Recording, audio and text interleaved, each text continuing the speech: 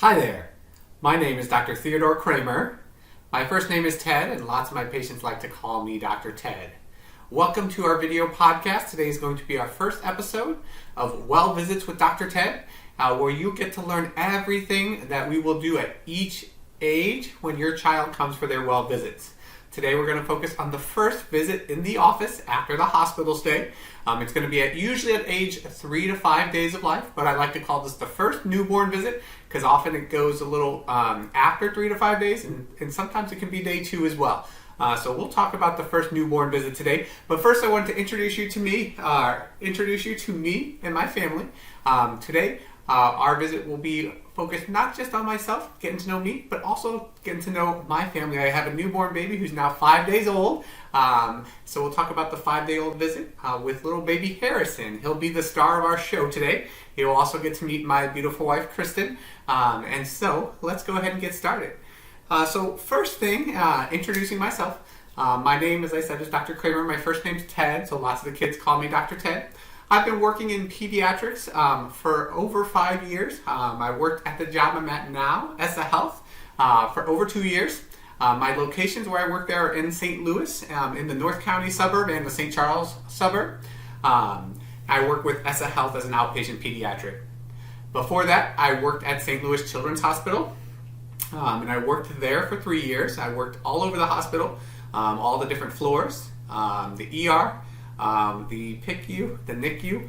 I learned a lot of different things while I worked at St. Louis Children's Hospital. I did my residency with Washington University here in St. Louis. I did medical school at SLU. A little bit more about me is I grew up in North County in Florissant, which is a North County suburb of St. Louis. And even though I look like I'm 18, I'm actually 32. So that's a little bit about me. I did want to let you know a little bit more. So if you want to learn more information about me, there's a few places you can go. The first one is there's a podcast series called ESSA Health Pediatric House Calls. Meet Dr. Kramer. So that's a great place to go if you want to listen to a podcast just about me to get to know me a little bit more.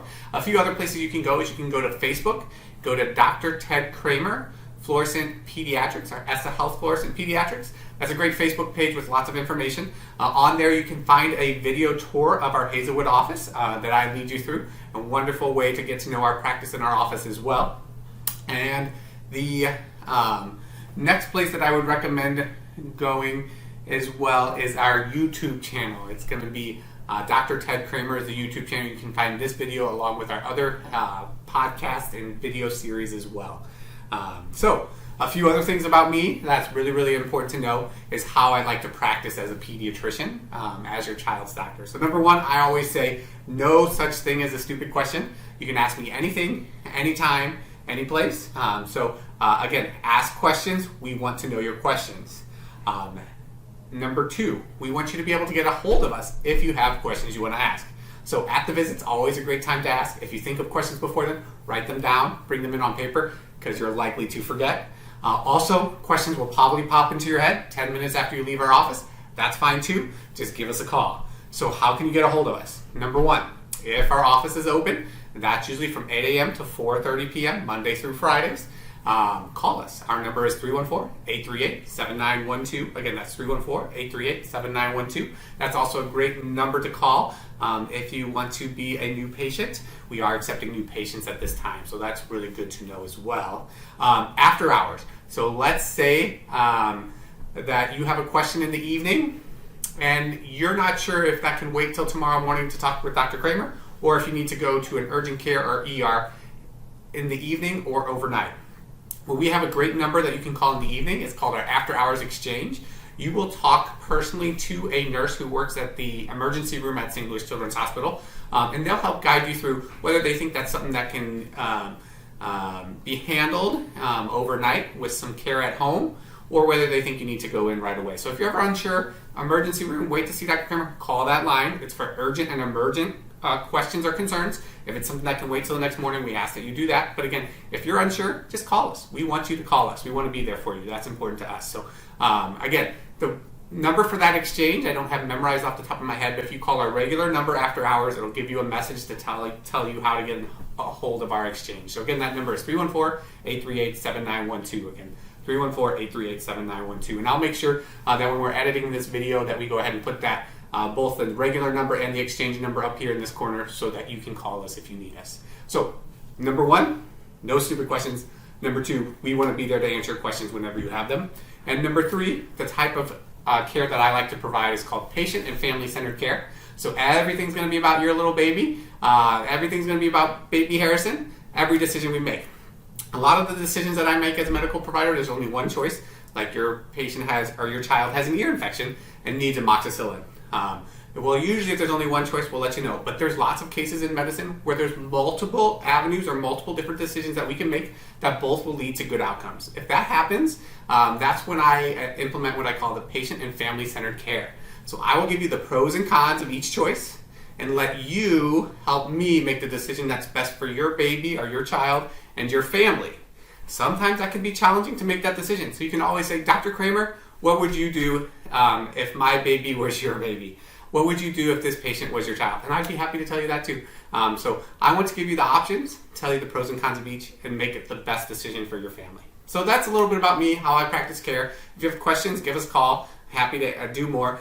We also do prenatal consults. So if you wanted to call and do either an inpatient prenatal consult or a virtual prenatal consult, in the case of the COVID pandemic, which is currently going on, hopefully it'll be over by the time you're watching this, but it's currently going on, we can do like a Zoom type video call where you can ask me lots and lots of questions and I'll be happy to answer those for you. So that's a little bit about our introduction, and then we'll kind of get into the start of the visit. There's kind of three parts. So the first part is where we collect some history and some information, and then we do an exam, and then we go over some anticipatory guidance. So for the first couple parts, I'm just going to kind of talk to you here. When we go through the exam, I'm actually going to bring baby Harrison over, and we'll record me doing the exam with baby Harrison, so you get to know everything that I'm looking for on the exam at each age, which is pretty cool. So first thing that I usually talk to parents about after introducing myself is seeing if they have any questions or concerns. A lot of times when parents come in, even if it's for a well check, they have some things they want to talk about, and that's what's on their mind. So first thing I'll ask you is, do you have any questions or concerns today? And then we'll talk through all of those things, questions, concerns that you have. We'll talk through all of those. And then after that, we get to our history taking. At each age, there'll be some questionnaires that you'll probably fill out for your child. At this age, the first one, there's two main questionnaires that I can think of at the moment. Number one will be just some basic information, some insurance information. That just gets, the front desk takes care of all that, and I don't look at that one. The second one, it has some information about the patient, about the family. This is a questionnaire that we fill out once a year, and we give the same questionnaire to all ages. So some of the questions on the questionnaire may not seem age appropriate. You can skip those. But the important part on that is the second page is going to be about family history. The first time we see the patient, we do want to look at that family history. We look for some big things, genetic disorders, any big disorders that affect children. So those are going to be things like asthma, allergies, eczema, heart problems, breathing problems, cystic fibrosis, a lot of big things that run in families. Let us know about that. Bleeding disorders, anything that you are worried about. If you're unsure if it's going to affect childhood, write it on there. We'll be happy to talk about everything, and I could be happy to tell you if certain things are probably unlikely to affect your child, but family history is going to be really important at that first visit. Then we just talk about so the first part of the exam, the first part of the well check again is going to be questions. Second part, history, which we talked about family history. And the next part of history is we're going to do pregnancy and birth history. All right, pregnancy, delivery, and hospital history. So first thing we'll do is we'll talk a little bit about how pregnancy went. Again, if you ever feel uncomfortable answering any of the questions that I ask, you can tell me that, and I'm happy to skip over it. I'll let you know why we asked the questions. But some of the big things that we'll ask about is how mom's doing. Is this her first pregnancy? Her past pregnancies, how those went. We're going to talk about what her prenatal ultrasound was like. We're going to talk about her blood type, her labs that she had during pregnancy to make sure those were all normal and there's no concerns for the baby. We're going to talk about any complications during pregnancy or infections during pregnancy. We're going to talk about medications that we're taking during pregnancy, like prenatal vitamins. Some moms take iron. Some moms have a lot of other medications they take during pregnancy. But those are important for us to know too. There's very few medications that will affect the child, but there are a few. And so that's why it's important for us to know those type of things. The next thing that we're going to talk about is a little bit more about the actual delivery itself. So we're going to say, was it a vaginal delivery? Was it a C-section? Were you induced? Was it a spontaneous delivery? Were there any complications with the delivery? Did they need to use any invasive methods to help get the baby out? If it was a C-section, why do we have to do a C-section? We want to know if the baby, right before the baby came out, if the baby was breech or what we call cephalic. That means was the baby head down or head up. Head down is what we like, but both is okay. Both is okay. Just different things we look out for with different positions of the baby beforehand. So we'll talk about the delivery, any complications of the delivery. Did the baby do well when the baby was first born? So there's something called an APGAR score that helps us track how the baby did from inside mom to outside mom. Really the big thing is, did the baby cry right away? Did the baby go skin to skin, or did the baby need a little help breathing, like a little bit of oxygen? So we'll ask about those things, we'll talk about those. And then we'll want to know the time of birth, and the important things for all parents they love is how much did he or she weigh, how long was he or she, and then the third one that we actually look at too, the third measurement is the head circumference, how big was the head, because we want to see how that's growing too. So we'll talk about all of that. Next we'll talk about a few things that happened during the hospital stay, like did he get what we call the eyes and thighs, the ointment in the eye to prevent infections of the eye, the vitamin K shot in the leg to prevent a bleeding disorder. Did he or she get her hepatitis B vaccine, that first vaccine they get in the hospital? And then, after that, we'll talk a little bit more about the hospital stay. Any complications for the baby while the baby was in the hospital? Did the baby pass the hearing test in the hospital? Did the baby get the newborn screen test? That's where we stick the heel and just collect a little blood to send off for a lot of different genetic disorders. The common ones you've probably heard of are things like sickle cell, cystic fibrosis, and then a whole bunch of rare genetic disorders. But we will want to know if the baby had that test done. That test, the results usually come back at 2 weeks of life. But we'll want to know if that was done in the hospital. We want to know if the baby needed any oxygen while it was in the hospital. We want to know if the baby was staying in the NICU at all in the hospital. If the baby had any other problems at all in the hospital, we'll want to know about those type of things.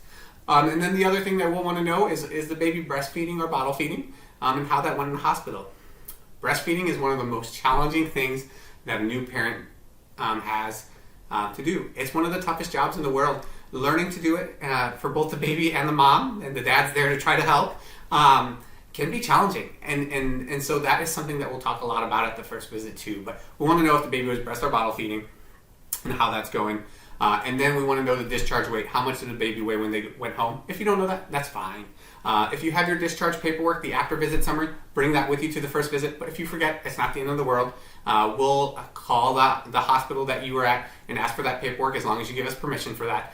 So we'll get that paperwork. But that's usually the pregnancy history and the delivery history and the hospital stay history that we ask about. Next, what we're going to do is ask a little bit more history of how things went since you've been home from the hospital. Those first few days can be exhausting. You just gave birth, and now you're feeding every 3 hours, so you're waking up every 3 hours at night. That's an exhausting time. So we want to know how those first few days at home went. So big things we want to know: how the baby's feeding. Is it breast or bottle feeding? Let's talk about breastfeeding first. So normal breastfeeding, we'll say that the baby should feed every 2 to 3 hours, which is 8 to 12 times a day. And instead of putting them on an exact 2 to 3 hour schedule, what a lot of parents look for is what we call feeding cues, which is where the baby tells us when the baby wants to eat. So those are things like the baby trying to suck on the blanket next to it, or the swaddle next to it, or the thumb, or the baby crying, or the rooting where they kind of move their head back and forth or stick their tongue out. Those type of things help us know when the baby's hungry. So sometimes the baby feeds a whole bunch in a row and then goes longer periods without feeding. That's called cluster feeding. That's normal too. The main goal for me, what I want to see, is about 8 to 12 times a day for breastfeeding mothers. Usually about 10 to 15 minutes per side. I would not go much over 35 or 40 minutes per side, because then sometimes the babies get more fussy and expend more energy trying to breastfeed with screaming and moving and trying to latch on than they actually get from the milk out. So I say once it gets to about 30 minutes, switch to the other side, or just kind of stop. And you can supplement any pumped breast milk, and we can talk about options too if the baby's really spending that long and not having a good feed. So that is a little bit about breastfeeding. If you have questions, let us know. There's a book that's really good about breastfeeding that I'll tell you at the end of the visit today. But when you're in the hospital, if you're a breastfeeding mother, I would recommend that you use the nurse's experience and the lactation consultants while you're there. They are amazing. They will give you lots and lots of advice and help.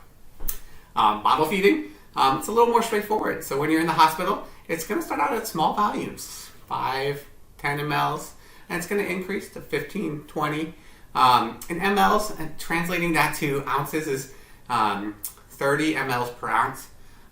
So when by the time they go home, they should slowly increase. We want to see at least an ounce and a half would be great. 2 ounces is even better. If they're taking 2 ounces before they go home, wonderful. And then once you're home, you want to feed every 2 to 3 hours. 1 to 2 ounces at the first 3 to 5 days is fine. By 2 weeks of life, we want them 2 to 3 ounces a day.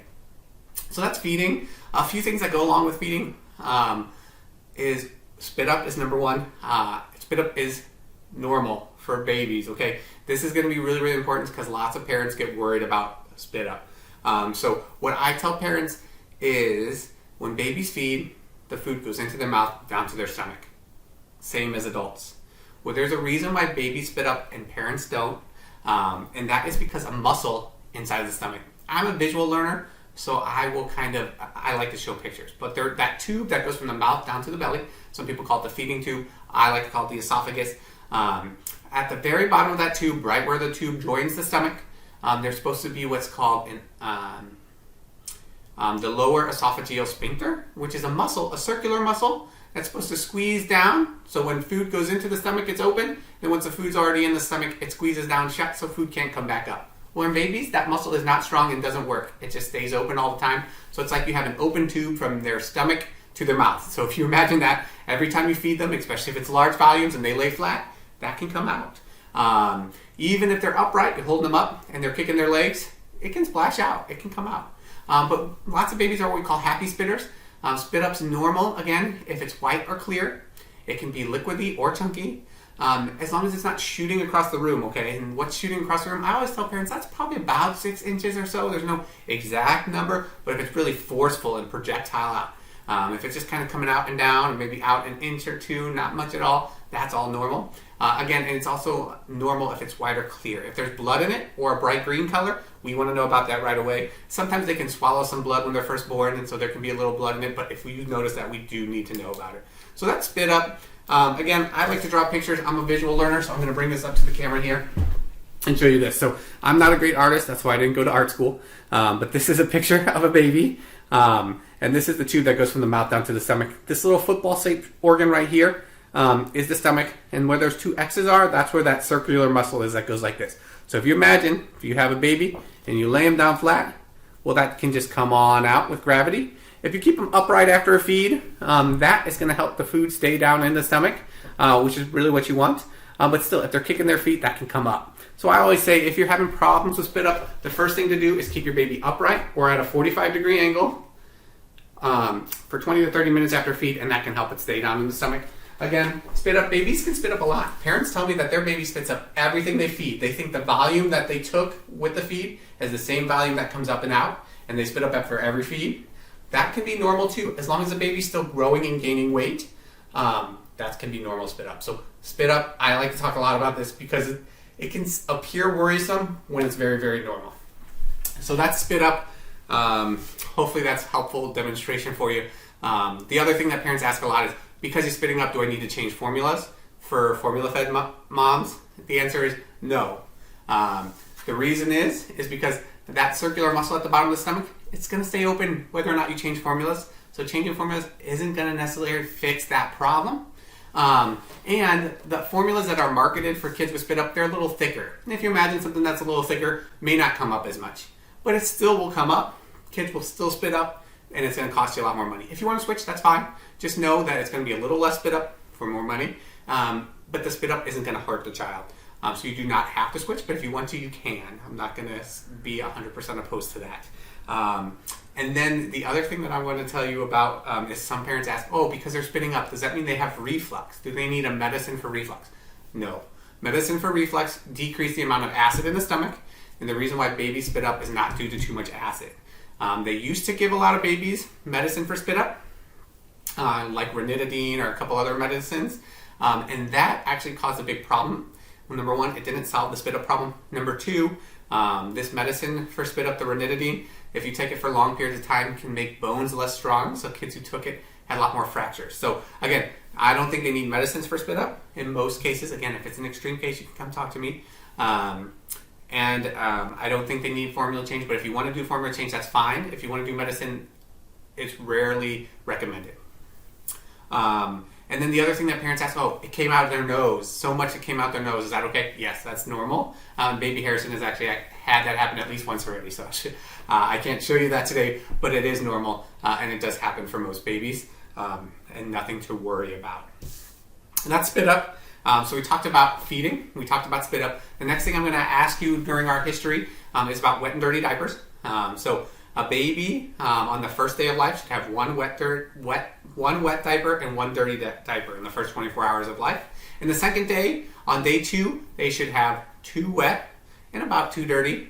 And on day 3 of life, you want 3 wet diapers and about 3 dirty diapers. After day 3 of life, you want at least 3 wet, can be more, and usually is a ton more than that. And dirty diapers can fluctuate up and down. After that, less than 3 is fine, more than 3 fine. That's stooling. So let's we'll talk about wet. Again, once you've gone home from the hospital, you want to see at least 3 wet diapers a day. If you see blood in it, call us. If you see like a brick kind of color, sometimes there's something normal called brick dust, but if you're unsure if it's blood or something else, just call us and we'll take a look. You can always take a picture of that dirty diaper and show it to us while they're there, because sometimes parents show up, said this happened, and we couldn't actually see it. So it's really good if you take pictures if you're worried about something. Dirty diapers, that's a big thing to talk about too. So again, as we talked about, the first day of life, 1, second day of life, 2, third day of life, 3, fourth day and onward, big variation. What's normal? Well, number 1, the first thing to know is when the baby first has a bowel movement, it's probably going to be black, it's going to be tarry, it's going to be sticky. That's called meconium. That's completely normal. That's going to be there for 2 or 3 days, sometimes 4, and then it's going to transition to a softer. It's going to transition to a lighter color, kind of yellowish or greenish, and it's going to be much softer, like a mustard or a mashed potato. Again, I compare consistency of stools to foods. I'm so sorry if that's gross. I just think it's so easy to compare. So then after day 3 or 4, we want to see that yellow or green, soft or seedy stool. Again, what's normal? It's normal if it's mustardy, even liquidy mustard is fine. To mashed potatoes. To even peanut butter is probably about the firmest it should be at that age. But you can smear peanut butter around. I know it's gross. But those are normal stools. Frequency. What to worry about. So colors to worry about, blood in the stool or white or like a gray color.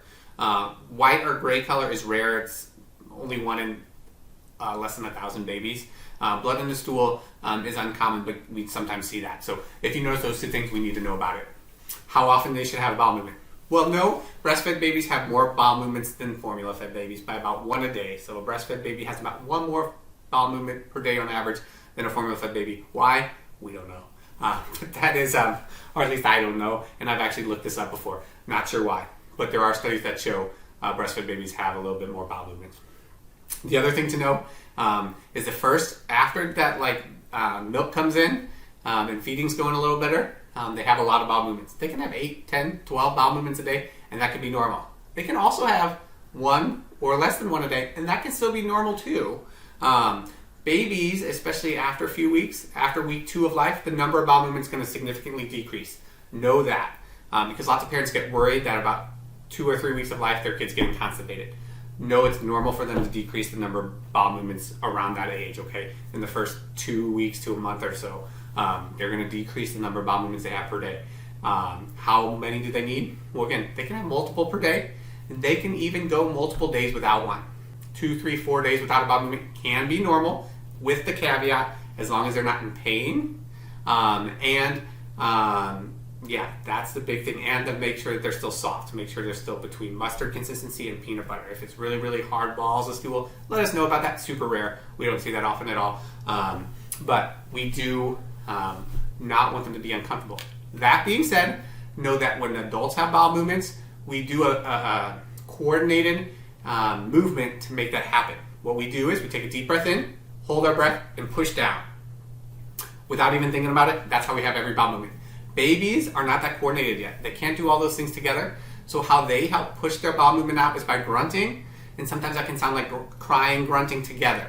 So if you think about grunting, you hold that air in, and you push down.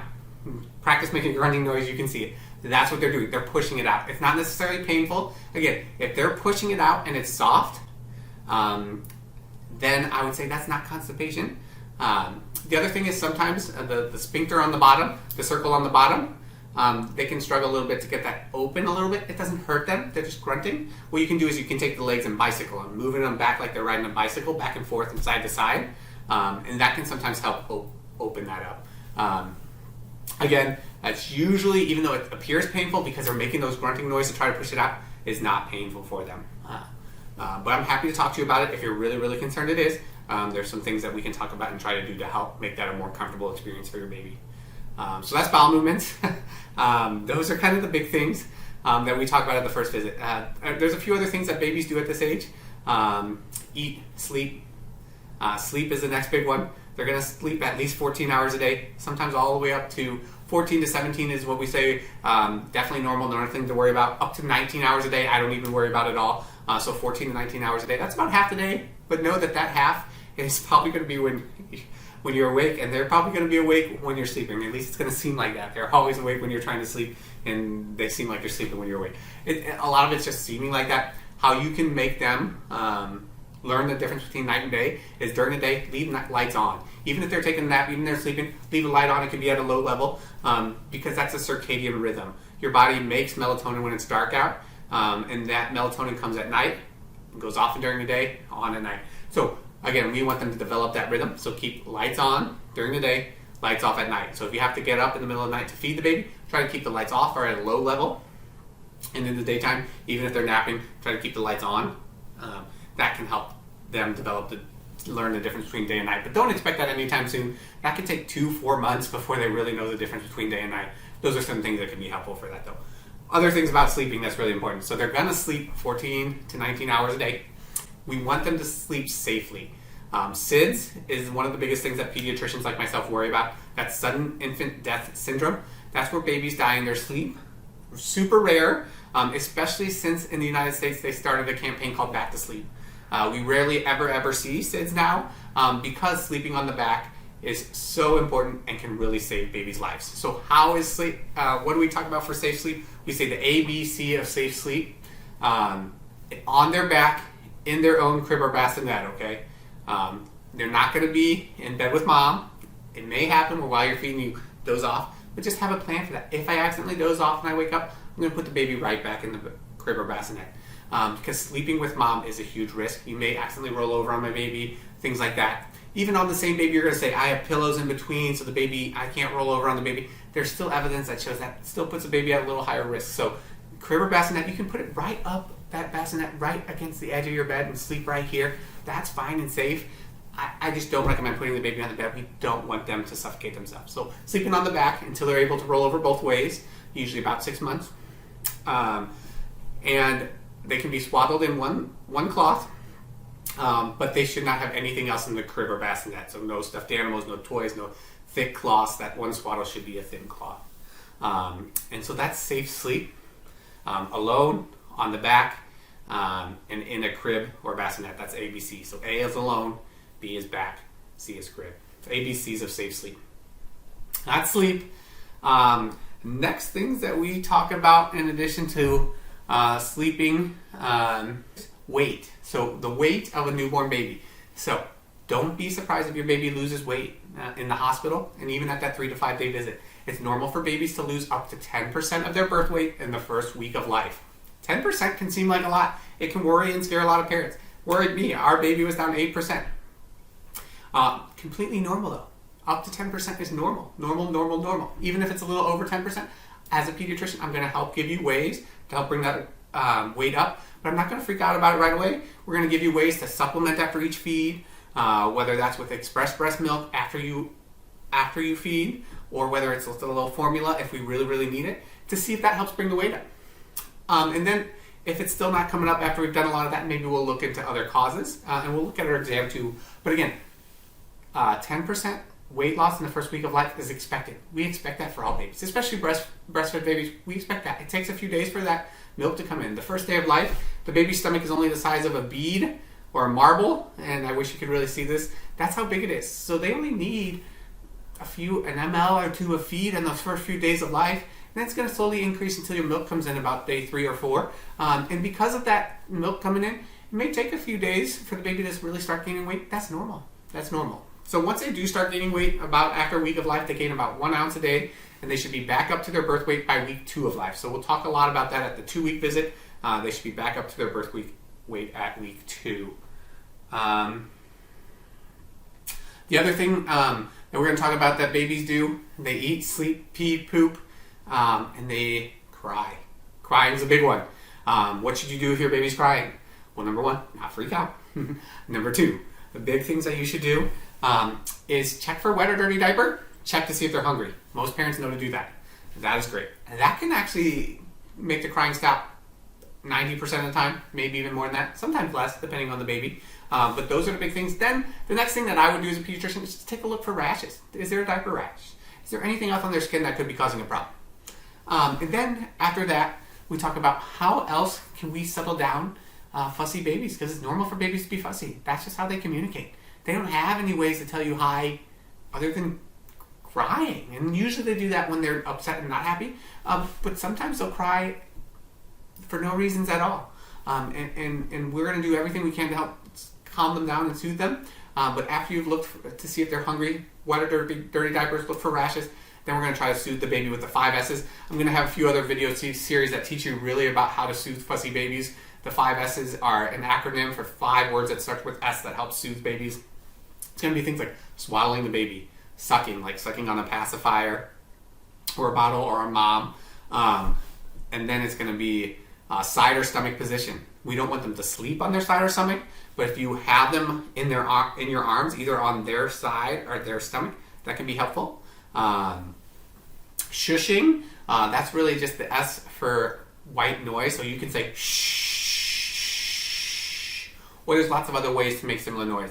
Turn on a vacuum cleaner, turn on the washing machine.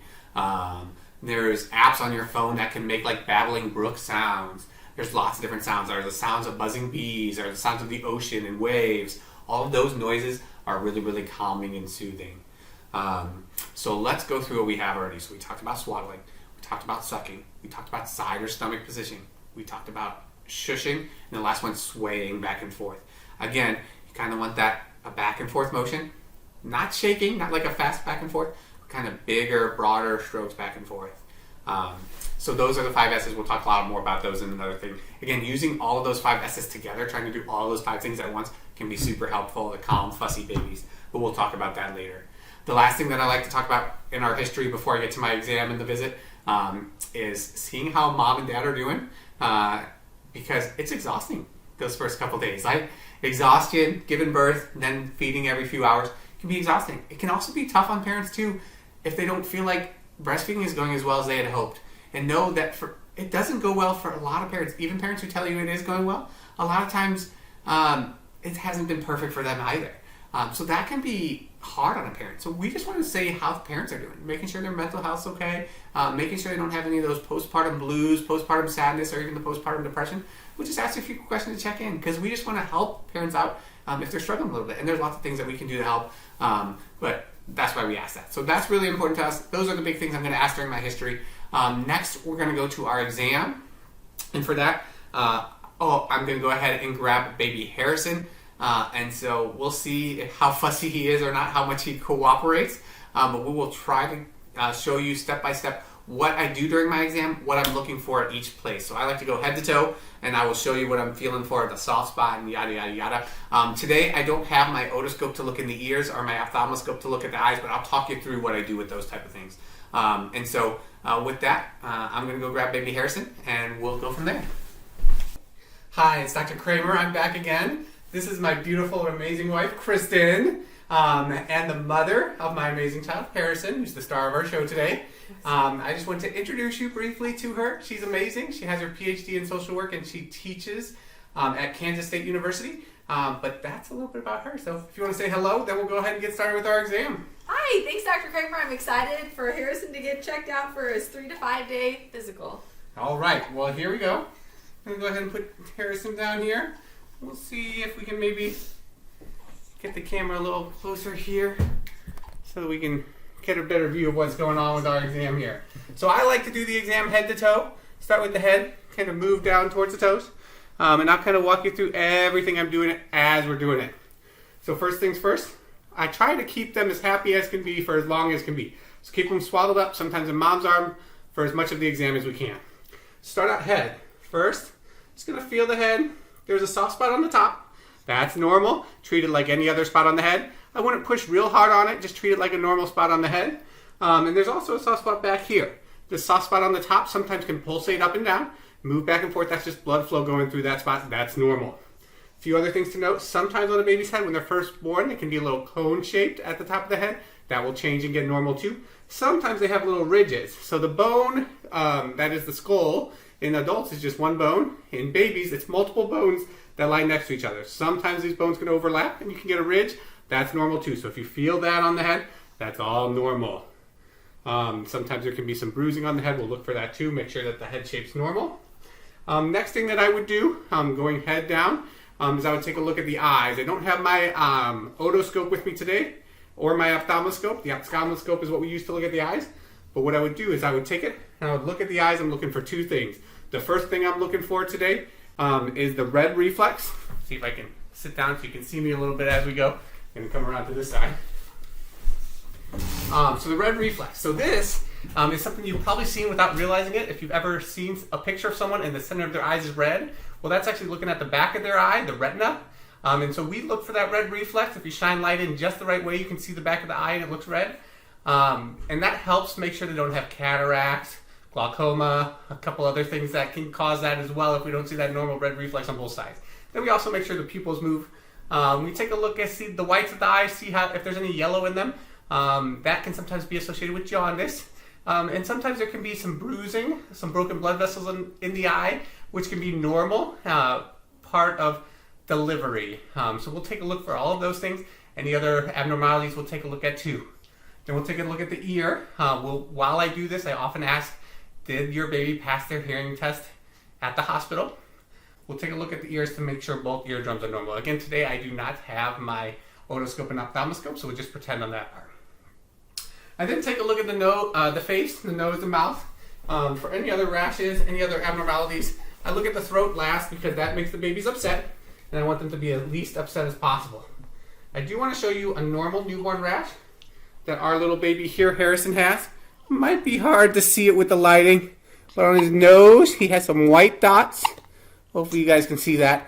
That's called milia. That's normal. Normal newborn rash that will go away on its own. So that's that. Next, what I'll do is I want to listen to their heart. I like to do this near the beginning too. It's easier to listen to the heart when they're calm. If they're fussy, we can still hear it. And actually, fussy babies with crying babies actually take big, deep breaths, and really good for us to listen to the lungs. So try to do it while they're still swaddled up. Make sure there's no murmurs.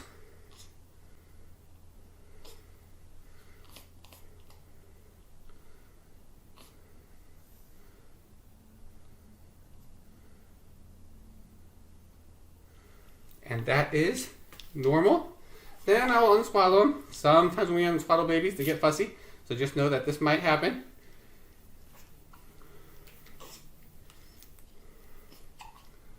And listen to the back.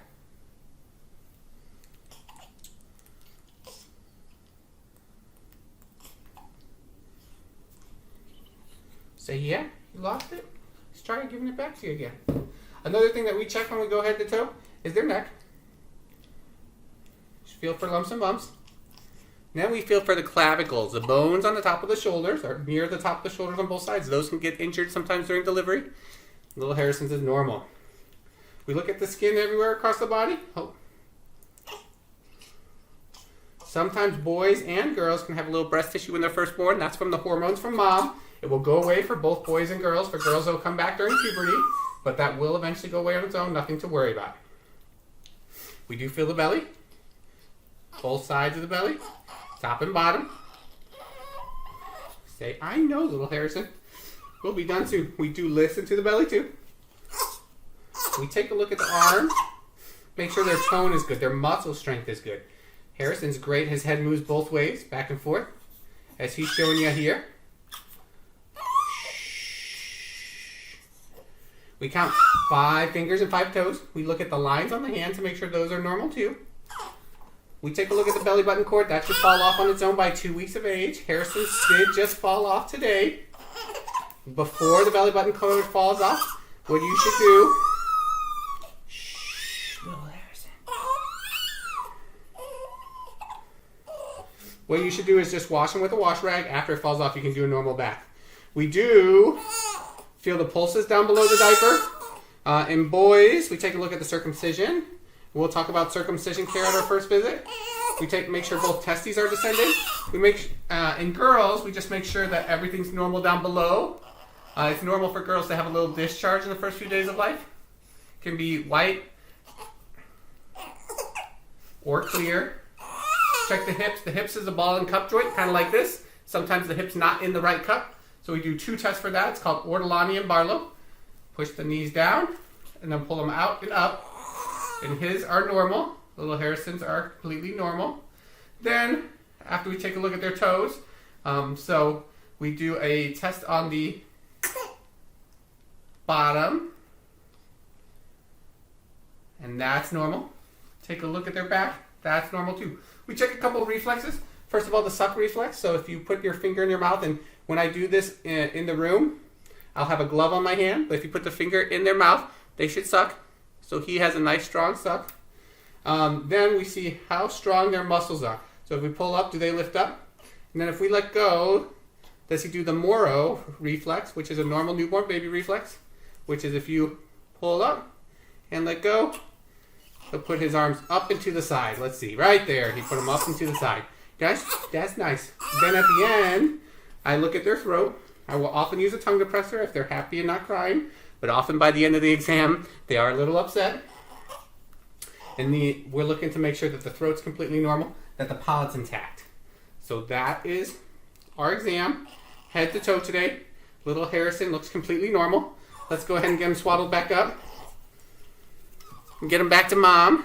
Then we will talk about a few things with anticipatory guidance. So what things to look forward to before your next visit. Some safety things. How can we make sure that Harrison's doing well and thriving to the best of his ability? So, a few things. I'm going to go ahead and get started with that now. First one is safety. You do need a rear-facing car seat. You want that all the way up until age 2. Someone will be willing to check your car seat. Fire departments can check it out for you. The safety shop at St. Louis Children's Hospital department can check it out for you just to make sure you have it installed correctly. But rear-facing car seat until age 2. Vitamin D drops are going to be really, really important. We say breast milk has everything a baby needs except for vitamin D. The reason why it doesn't is because humans used to be outside a lot more than they are now. Now we live in buildings. And vitamin D not only comes from food but also comes from sunlight. Because we don't get as much sunlight, babies do need a little vitamin D to help their bones stay strong. And so they should get 1 dropper full or 400 units per day. And you can mix that with a bottle or just give it to them straight. So that's the vitamin D. Other important things to know is your baby's immune system is not ready. So he's not ready to fight off infections until he's at least 3 months old. When he's a year, it's even better. But as they grow and get all their vaccines, they'll get even stronger and stronger immune system. But for the first 3 months, an infection can be really scary and very threatening to a baby's life, okay? Because that infection can spread to the bloodstream, to the brain. And so, we need to make sure we prevent infections. How can we do that? Number 1, we prevent infections by decreasing the amount of people that the baby sees. So, should limit large groups. Only have close family members come over. Have them wash their hands. If it's in the middle of a pandemic, wear a mask before they hold the baby. If they have any sick symptoms at all, even if they think it's allergies, should not be around the baby, because if the baby gets a fever, he will likely be in the hospital for 3 days on antibiotics, because that infection could spread to the brain, to the blood, could be life-threatening. So really, really want to prevent that. Other things that I want you to know is when to call our office. So, all right, the star of our show is now back with his mom. Little Harrison will thank him for his guest appearance today with reasons to call our office. When should you be worried? So number 1, fever greater than 100.4. 100.4 is what we consider a fever. Call our office, or if we're not open, call our after-hours exchange. Or if you're not able to do either of those, go to the ER. That's really, really important for fever. 2 poor feedings in a row. If he just isn't taking anything twice in a row, we worry they may not be getting enough and may get dehydrated. So 2 poor feedings in a row, definitely call our office. Less than 3 wet diapers a day after day 3 of life. If they have less than 3 wet diapers after day 3, we worry they may be dehydrated as well. Projectile vomiting, so spit up's normal as we talked about, but if it shoots across the room, we want to know about it. If the spit up has blood in it or a bright green color, we want to know about that too. If the yellowness in their face, eyes, or skin gets darker, gets worse after day 3, we want to know about that. And then if there's any difficulty breathing, we want to know about that too. So those are the big things that we really, really want to know about. Some other things, at the end of each visit, we'll give you a piece of paper that will look like this. This is the one from Harrison's visit. At the top here, it will have his name, have his height and weight and vitals for the day. Harrison's weight was down 8% on day 4. That's completely normal. It says congratulations, to do the vitamin D drops, when to come back for the next visit. So if his weight's less than 10% down, you'll come back at 2 weeks of life. If it's more than 10% down, we'll probably have you come back in a few days just to check it, check his weight, do another exam to make sure it's normal. Information about breastfeeding on this paperwork too. So breastfeeding, about 10 to 15 minutes on each side every 2 to 3 hours. For bottle feeding at this point, they should be probably around 2 ounces every 2 to 3 hours. If you have questions about feeding, let us know. There are lactation consultants available. It also talks about illness prevention. We talked a little bit about that with visitors.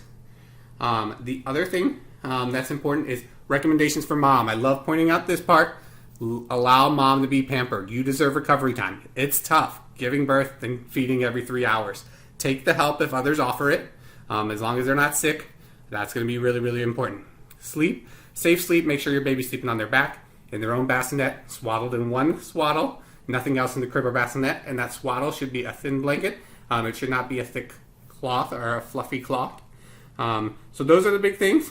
I always like to recommend books to parents. Some parents like to read. Audiobooks are great too. The book that I would recommend at the 3 to 5 day visit is the AAP New Mother's Guide to Breastfeeding. Breastfeeding is often the most tricky part at this point in time. All parents struggle with it. Kristen and I struggled with breastfeeding a little bit too, but the baby's doing just fine, growing. And so know that if you want extra help, something to read, that's a great one. A lot of these books you can get audiobooks too, because new parents usually don't have time to read if they're up every 2 to 3 hours.